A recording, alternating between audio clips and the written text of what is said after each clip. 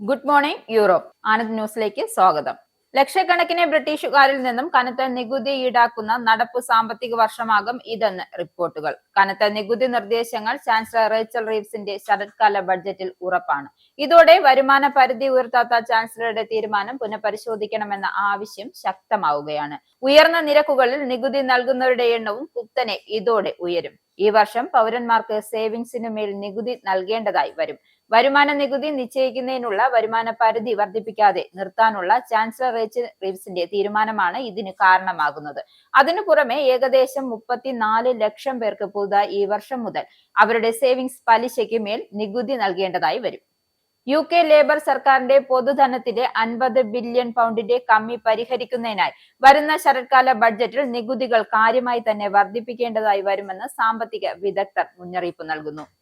National institute of economics and social റിസർച്ചിലെ സാമ്പത്തിക വിദഗ്ധരാണ് ഈ മുന്നറിയിപ്പ് നൽകിയിരിക്കുന്നത്. നിലവിൽ 41.2 ബില്യൺ പൗണ്ടിന്റെ ബഡ്ജറ്റ് കമ്മി ഉണ്ടെന്നാണ് വിലയിരുത്തൽ. കഴിഞ്ഞ വർഷത്തെ ബഡ്ജറ്റിൽ 40 ബില്യൺ പൗണ്ടിന്റെ നികുതി വർധനവ് സർക്കാർ പ്രഖ്യാപിച്ചിരുന്നു. ഇത് കണക്കിലെടുത്ത് ഇത്തവണ വീണ്ടും നികുതി വർദ്ധിപ്പിക്കില്ല എന്ന് പ്രഖ്യാപിക്കാൻ റേച്ചൽ റീവ്സ് ഇതുവരെ തയ്യാറായിട്ടില്ല. യൂറോപ്പിന് ആശ്വാസമായി റഷ്യ ഉക്രൈൻ വെടിനിർത്തൽ സാധ്യമാക്കാൻ ഇറങ്ങിത്തിരിച്ച് ഡൊണാൾഡ് ട്രംപ്. ഉക്രൈനിലെ വെടിനിർത്തലിനെ കുറിച്ച് ചർച്ച ചെയ്യാൻ ഡൊണാൾഡ് ട്രംപ് അടുത്ത ആഴ്ച തന്നെ വ്ളാഡിമിർ പുടിനെ കാണുമെന്നും വൈറ്റ് ഹൌസ് ഉദ്യോഗസ്ഥർ വ്യക്തമാക്കി. വെടിനിർത്തൽ സാധ്യമാകുന്നതിനു നിലവിൽ ഗുരുതരമായ തടസ്സങ്ങൾ നിലനിൽക്കുന്നുണ്ട് എന്ന് US മുന്നറിയിപ്പ് നൽകിയിട്ടുണ്ട്. പുടിനുമായി വളരെ വേഗം ഒരു കൂടിക്കാഴ്ച ഉണ്ടാകാൻ സാധ്യതയുണ്ട് എന്ന് ബുധനാഴ്ച വൈകുന്നേരം വൈറ്റ് ഹൌസിൽ ഡൊണാൾഡ് ട്രംപ് മാധ്യമ പ്രവർത്തകരോട് പറഞ്ഞിരുന്നു. വെടിനിർത്തൽ ചർച്ച ചെയ്യുന്നതിൽ നയിക്കുന്ന പ്രത്യേക വഴിത്തിരിവൊന്നും ഉണ്ടായിട്ടില്ലെന്നും എന്നാൽ US ഉദ്യോഗസ്ഥർ വളരെ കാലമായി അതിൽ പ്രവർത്തിച്ചു വരികയാണെന്നും ട്രംപ് പറഞ്ഞു. ഉക്രൈൻ വ്ളാഡിമിർ പുടിനും US പ്രത്യേക പ്രതിനിധി സ്റ്റീവ് വിറ്റ്കോഫും തമ്മിലുള്ള കൂടിക്കാഴ്ചയിൽ ഫലമുണ്ടാകുമെന്നും ഉക്രൈൻ പ്രസിഡന്റ് വ്ളാഡിമിർ സെലൻസ്കി വ്യക്തമാക്കി. യുദ്ധം അവസാനിപ്പിക്കണം എന്ന ട്രംപിന്റെ വാദത്തോട് താൻ യോജിക്കുന്നുവെന്നും യൂറോപ്യൻ യൂണിയൻ നേതാക്കളോട് സെലൻസ്കി ആവർത്തിച്ചു. ട്രംപ് പുടിൻ കൂടിക്കാഴ്ച ഉണ്ടാകുമെന്ന വൈറ്റ് ഹൌസിന്റെ സൂചനകൾ പ്രതികരിക്കുകയായിരുന്നു സെലൻസ്കി. ഉക്രൈനിൽ നിന്നുള്ള പിന്തുണയ്ക്ക് യൂറോപ്യൻ നേതാക്കൾക്കും സെലൻസ്കി നന്ദി പറഞ്ഞു. ഉക്രൈൻ തീർച്ചയായും അതിന്റെ സ്വാതന്ത്ര്യം സംരക്ഷിക്കും. റഷ്യ അത് തന്നെ ആരംഭിച്ച യുദ്ധം അവസാനിപ്പിക്കണമെന്നും സെലൻസ്കി കൂട്ടിച്ചേർത്തു. ഒഴിവുകാല യാത്രകൾക്കായി വിമാനത്താവളത്തിലെത്തിയവർക്ക് വീണ്ടും ഹീദ്രു വിമാനത്താവളം സമ്മാനിച്ചത് യാത്രാ ദുരിതം. വിമാനത്താവളത്തിലെ ടണലുകളിലൊന്ന് അടച്ചിടേണ്ടി വന്നതിനെ തുടർന്നാണ് ബുധനാഴ്ച മുഴുവൻ യാത്രക്കാർ ദുരിതത്തിലായത്. ചില സാങ്കേതിക പിഴവുകളെ തുടർന്ന് ടെർമിനൽ 2ഉം 3യും തമ്മിൽ ബന്ധിപ്പിക്കുന്ന റോഡ് ടണലുകൾ ഒന്ന് അടച്ചിടേണ്ടി വന്നതായും അധികൃതർ സമ്മതിച്ചു. ഇക്കാര്യം അറിയാതെ വിമാനത്താവളത്തിലെത്തിയ യാത്രക്കാർ കുടുങ്ങുകയായിരുന്നു. ഇതോടെ പല യാത്രക്കാർക്കും ലഗേജുമായി നടന്ന് എമിഗ്രേഷൻ നടപടികൾ പൂർത്തിയാക്കേണ്ടി വന്നു.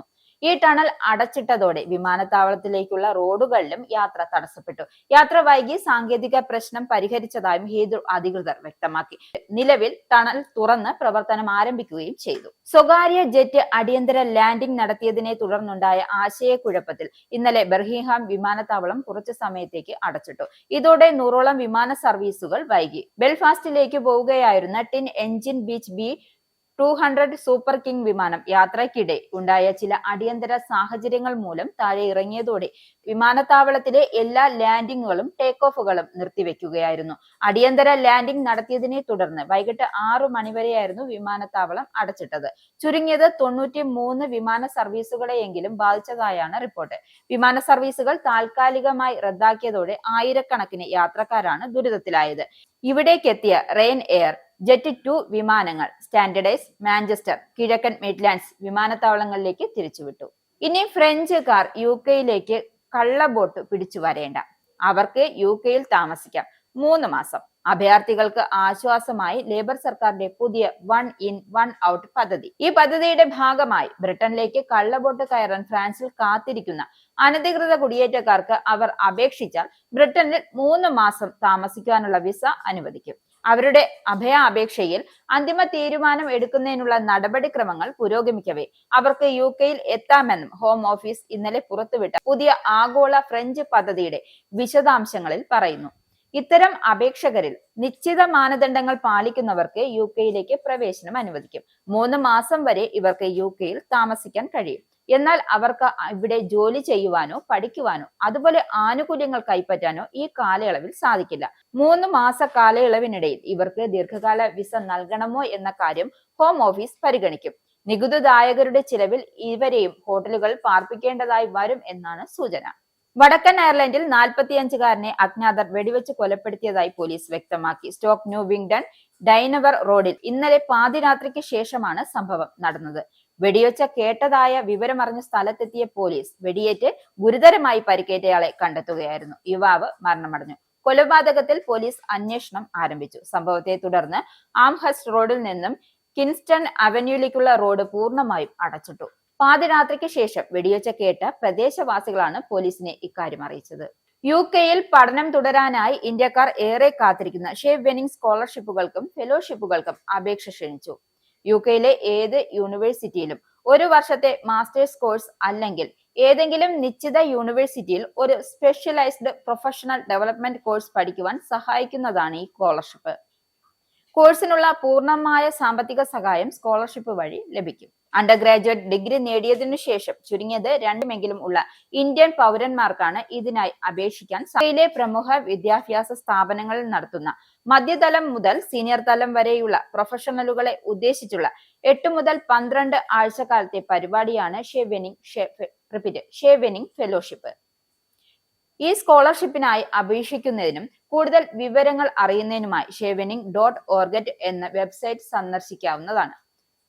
അനധികൃത കുടിയേറ്റക്കാരെ പിടികൂടി. നാട്ടുകാർ സ്പെയിനിലെ ഗ്രാനാഡ കാസാൽ ഡി ഫെറോയിലുള്ള സ്കോഡോലി ബീച്ചിൽ ഒരു ബോട്ടിൽ വന്നെത്തിയ 13 അനധികൃത കുടിയേറ്റക്കാരെ ബീച്ചിലുണ്ടായിരുന്ന നാട്ടുകാരും വിനോദസഞ്ചാരികളും ചേർന്ന് പിടികൂടി. ഞായറാഴ്ച കുത്തിനിറച്ച് ഒരു സ്പീഡ് ബോട്ട് തീരത്തോട് അടുക്കുകയായിരുന്നു. മൊറോക്കൻ സ്വദേശികളെന്ന് കരുതപ്പെടുന്ന 13ഓളം പേരായിരുന്നു ബോട്ടിലുണ്ടായിരുന്നത്. ചിലർ ഓടി രക്ഷപ്പെടാൻ ശ്രമിച്ചപ്പോൾ മറ്റു ചിലർ ആൾക്കൂട്ടത്തിനുള്ളിൽ ഒളിക്കുകയായിരുന്നു. എന്നാൽ അവിടെ ഉണ്ടായിരുന്നവർ ചേർന്ന് അവരെ പിടികൂടുകയായിരുന്നു. അടുത്ത മാസം ബേൻമത്ത് വിമാനത്താവളം വഴി യാത്ര ചെയ്യുന്നവർക്ക് ടിക്കറ്റ് എടുക്കുന്നതിന് മുമ്പ് അല്പം ശ്രദ്ധിച്ചില്ലെങ്കിൽ ബുദ്ധിമുട്ടേണ്ടി വരും.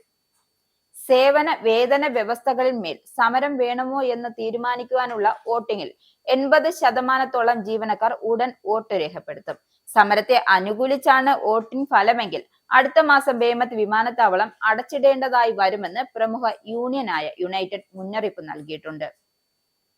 Plain fuellers, baggage handlers, security, check in ജീവനക്കാർ, ഫ്ലൈറ്റ് ഡെസ്പാച്ചേഴ്സ് എന്നു തുടങ്ങി വിവിധ മേഖലയിലുള്ള ജീവനക്കാർ അഭിപ്രായ വോട്ട് രേഖപ്പെടുത്തും.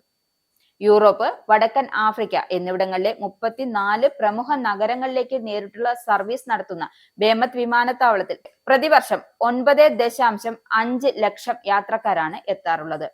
TUI, റെയിൻ എയർ എന്നീ കമ്പനികളാണ് പ്രധാനമായും ഇവിടെ നിന്നും സർവീസ് നടത്തുന്നത്. നേരത്തെ വാഗ്ദാനം ചെയ്ത 4.5% ശമ്പള വർധനവ് യൂണിയൻ നിരാകരിച്ചിരുന്നു.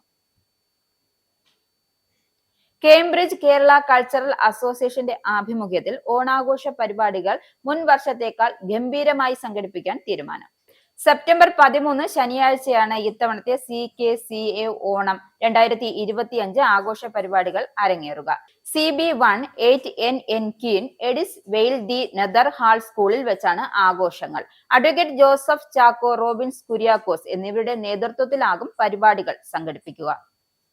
തെക്കൻ ഫ്രാൻസിൽ അതിവേഗം പടരുന്ന കാട്ടുതീ തടയാൻ 100 കണക്കിന് അഗ്നിശമന സേനാംഗങ്ങൾ പോരാടുകയാണ്. തീപിടുത്തത്തിൽ ഒരു സ്ത്രീ മരിക്കുകയും 9 പേർക്ക് പരിക്കേൽക്കുകയും ചെയ്തു. രാത്രിയോടെ പാരീസിന്റെ വലിപ്പമുള്ള കോർബിയേഴ്സ് കുന്നുകളുടെയും വിശാലമായ പ്രദേശം കത്തിനശിച്ചു. 50 വർഷത്തിനിടെ ഫ്രാൻസിലുണ്ടായ 2ാമത്തെ വലിയ തീപിടുത്തമാണിത്. പ്രദേശം സന്ദർശിച്ച ഫ്രഞ്ച് പ്രധാനമന്ത്രി ഫ്രാങ്കോയിസ് ബെയ്റു തീപിടുത്തത്തെ കനത്ത തോതിലുള്ള ഒരു ദുരന്തം എന്ന് വിശേഷിപ്പിച്ചു. മോർണിംഗ് ന്യൂസ് അവസാനിക്കുന്നു. നന്ദി, നമസ്കാരം.